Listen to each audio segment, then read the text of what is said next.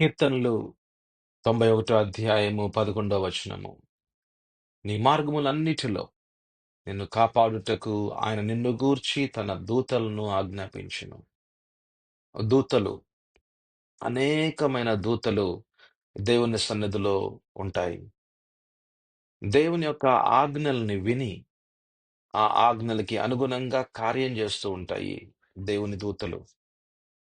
ఆ దూతలనంట దేవుడు, మన తండ్రిని దేవుడు ఆజ్ఞాపిస్తాడంట. ఇదిగో నా కుమారున్నాడు, నా కుమార్తె ఉంది, వారి కుటుంబం ఉంది.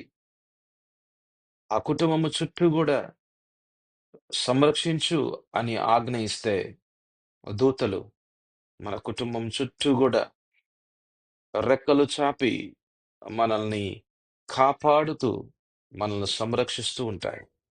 ఎంత గొప్ప దేవుడో గదా! చూసారా, ఎంత గొప్ప ప్రేమ ఉందో మీ పట్ల, నా పట్ల. ఆయనకున్న బాధ్యత చూడండి.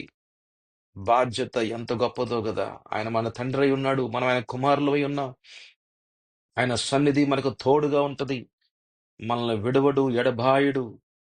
ఆయన ఆయన కునుకడు, నిద్రపోడు. మనతో పాటు ఉంటూ ఆయన సన్నిధిని మనకు తోడుగా ఉంచుతూ సంరక్షిస్తున్న గొప్ప తండ్రండి ఆయన.